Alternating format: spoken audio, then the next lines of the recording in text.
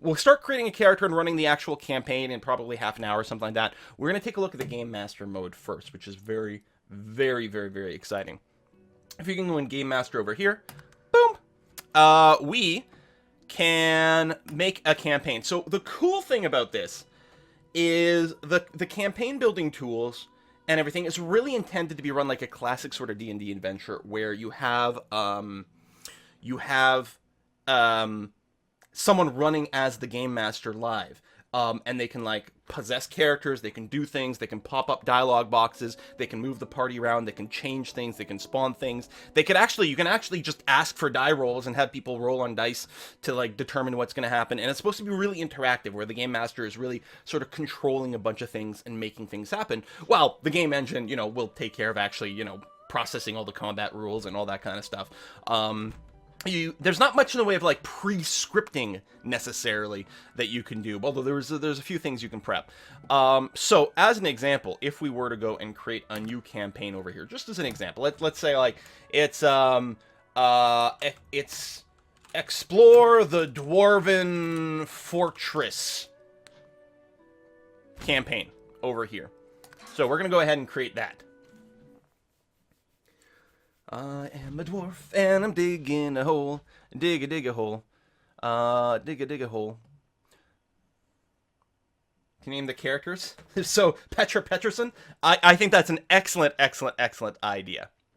Bum, bum, bum, bum, bum, bum, bum, bum, bum. And yeah, for actual character, I kind of expect Undead Dwarf to win at this point. But we'll see. We'll see. So, this is the campaign map, okay? You start like that. There's like sort of the overall world map over here. In this current thing, we just have the current map. You can create folders. You can organize things.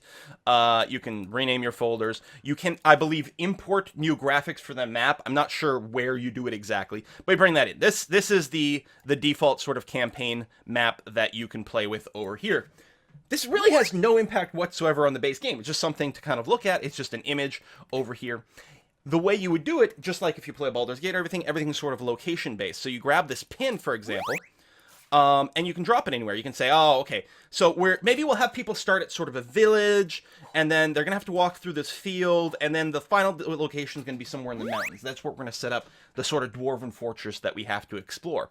For each one of these pins, you right-click on it, and you bind to a level. So we name this. This is, Quilton. Something like that. And then you choose what level template you're going to work with. And again, there's going to be support for more and more and more of these sort of level templates. But we're going to say there's probably a village asset.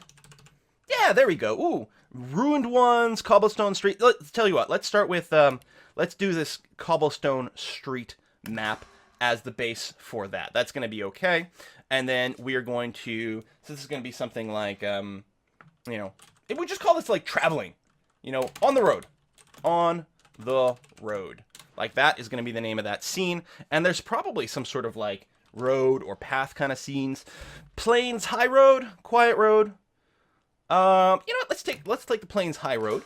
Again, the base map. And then, finally, this is going to be the Dwarven fortress known as Fort Petra. Over here.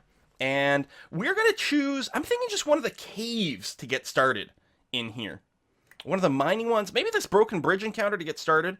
We'll do that. And the thing is, we can have multiple little, sub-little dots over here, right? So that's like the entrance way, and then you go deeper and you find, you go into these mines, etc., etc., etc. Oops, I think I accidentally clicked on the same pin twice here. Hold on. Yeah, I think I did. I'm going to start with the bridge. And I have to drop a new pin in. Haha. And then this pin over here, level 2, we're going to put the crystal mine. And the thing is, you can choose toggle visibility whether or not the players can see these pins or not. So they don't know, the series of levels over here that you're going to move to. Then what you do is you can load into this level, and that's where you actually do your true work. Drew the game at 94 minutes, 3-3. I've been watching that game. They went into halftime 1-1. Air scored first. It was 1-0. They went into halftime 1-1. It was 2-2 at like 74 minutes in, and then I think there was a penalty, which I haven't been able to follow on Twitter, but I assume that, was it like Aloha or whatever? I think they must have scored on that penalty, and so it's pretty desperate to be able to score 3-3. That's fantastic.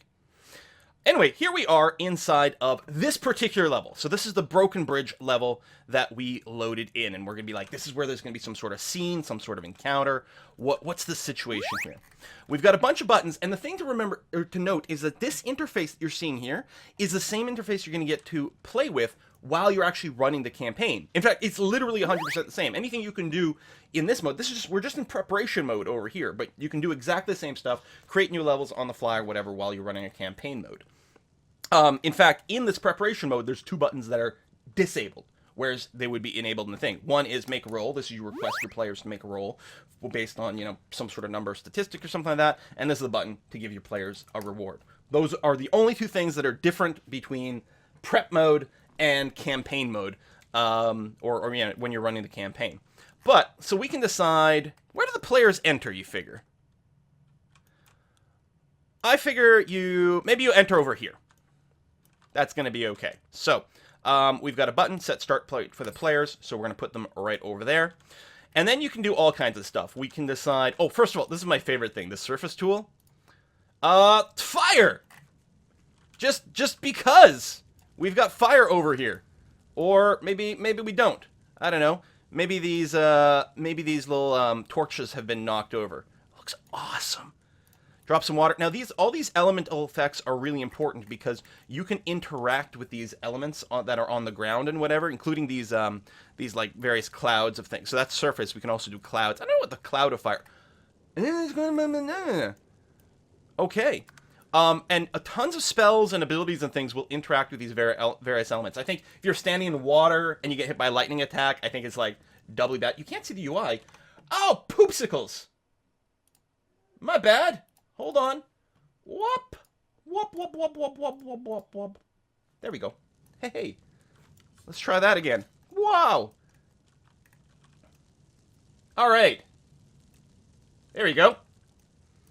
I was in the wrong mode. So yeah, so you've got all this for the surface point. Anyway, it's like really cool. And it does stuff. Like, if you stand on fire, it's really bad. I love that tool. But the bulk of it, let's create some sort of encounter. So our players are going to come in here.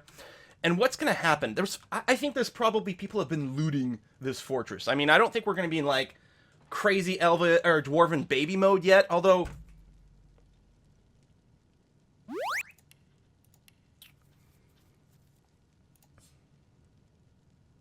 We have children, not for all the races.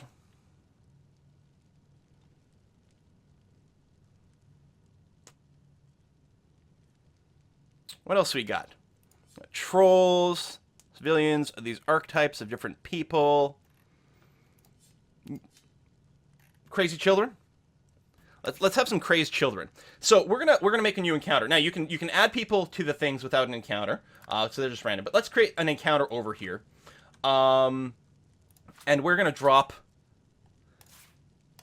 3 children in there. We all know in video games there's nothing scarier than children. If you run into a child in a game, and it doesn't matter what kind of game it is, like, freaky stuff is about to happen. So we can choose their default behavior over here. So by enemies, they will, like, by default, choose to attack people. And then we can also go in and manage them over here. So these are just, level 1, but we can start to level them up and make them considerably more difficult. Here's a level 10 opponent over here. I'd say these people maybe need some gear. So we have our GM's inventory over here, and we can create items. First of all, in the creatures and items thing, we can go to items and just pick from a bunch of different categories over here. So like maybe they're carrying we can where's their inventory? Inventory over here. So he's got a glass of milk in there. That's fine. Well, if these were dwarven children, they'd really have beer, wouldn't they? Mug of beer. Excellent. Something like that. But then there's also equipment, right? So that's consumables, containers, mechanisms, weapons. So now all of a sudden, these crazed kids that are waiting to, like, ambush our party here are using just maybe level 1 combat daggers. Dual wielding? Sure, why not? Dual-wielding daggers, properly crazy. We've got equipment over here. We can give them maybe some leather armor of some kind. There we go. Leather gloves and some leggings over here. Where's the... which one's the leg slot? Oh, it just goes in there. There we go. It doesn't update their appearance right away. The appearance tab is something completely different. So we can go and change how these people look in a few different ways. Now, I don't think the children have a lot of options because I don't think they're supposed to be significant combat characters in here, but that just makes them that much more surprising. We can also start giving them skills. There is, oh, it's in here. There we go. This is the list. So, by the way, this game has like 200 different skills that you can use in any sort of different combinations of stuff. So you've got flurry, you've got that. You can tune all this for opponents. So we've got that. Let's do a fight, and just so it's a little bit less disturbing. So these guys are flagged as enemies. What we can do is we can throw down. I'm going to go to the without. No, I'm going to create a new encounter group. These are going to be allies, just to show off some of the combat look. Let's say we spawn a new type of creature over here. Let's put in. Oh, I don't know. Let's put in a level 5 alchemist down over here. Now this alchemist is flagged as allies. Allies and enemy. If I turn off peace mode, this way, this is now a zone where you can fight. With peace mode on, they can't fight. Let's just see what happens if I were to unpause. Oh, they might not be close enough.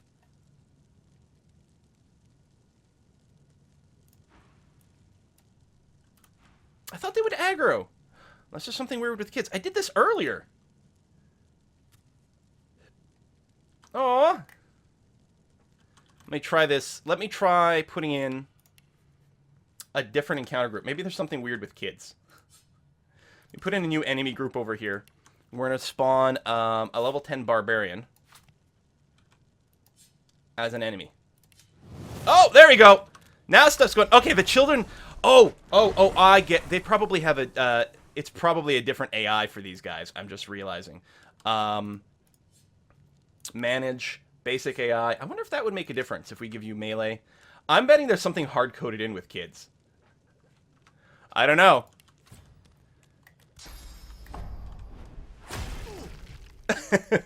I like just watching the AI fight each other. I should have thought about that.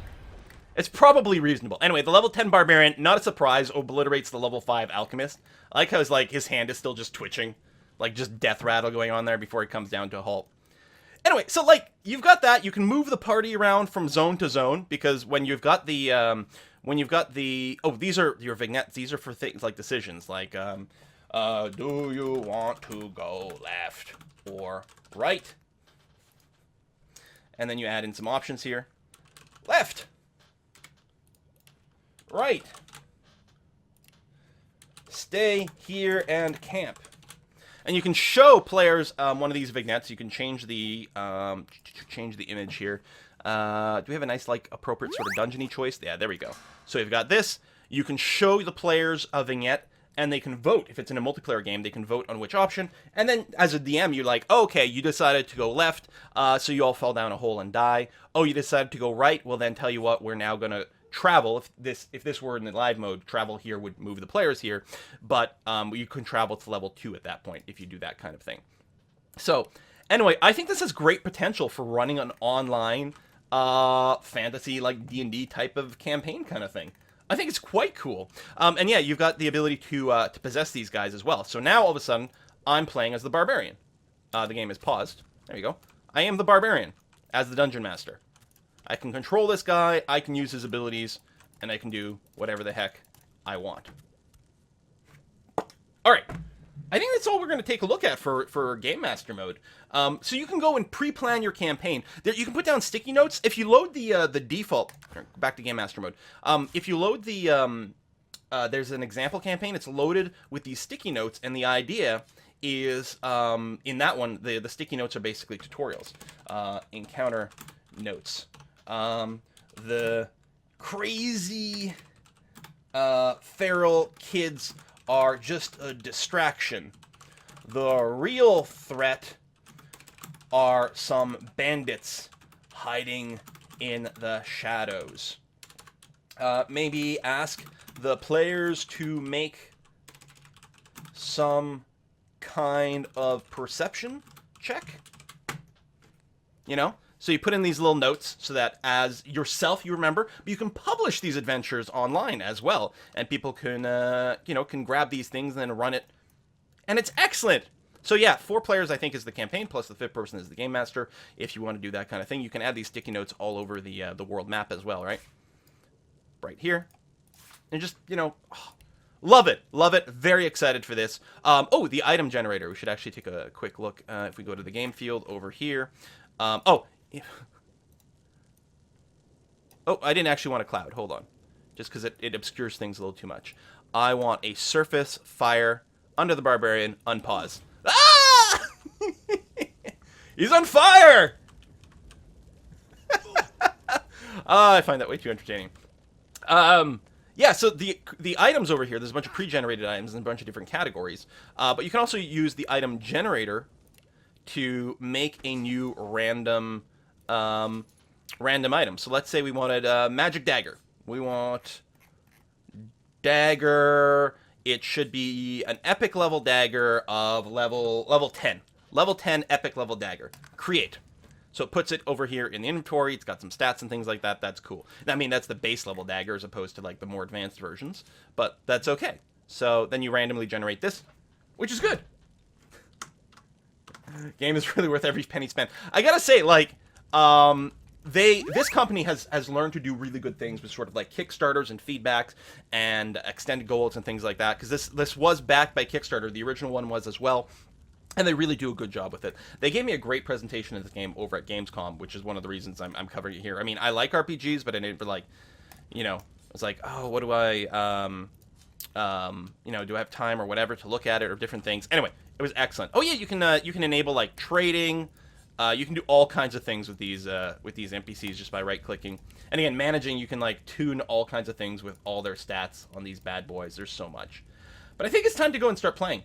Mod support is already... So on the main menu, there's actually an option for mods there, and workshop support is on. There's already mods on the Steam Workshop in here. So we got add-ons, we got this, we got Steam Workshop support. There's already a couple of UI modifications. There's a couple of content options. There's a couple of things that change the game rules, like there's a mod to like run faster, for example. So that's already underway. Arena over here is multiplayer, as far as I know, where you just like fight people, which is cool, in addition to having, So, there's so much stuff in here, it's kind of nuts. I do dig the art style, I think it's good. The options menu, I mean, good choices for a lot of the visual options over here, which is really good, can't complain about that. I love how many different volume sliders there are for things. Because especially for me, there's like, I often want the voices to be very loud, so people can pick them up on YouTube, but we don't want too much other noise, like for music and whatever, so we turn those down. That's great. It is going to be available for console as well, as I think I know, so you can play it with a console or controller type, but of course I'm going to go mouse and keyboard because I'm not a savage. Yeah, internet visibility, LAN connections, direct connections, difficulty, 4 different flavors over there, auto-saving, subtitles, I mean, keybinds up the wazoo. It's good, right? Pretty good. So, let's play the game.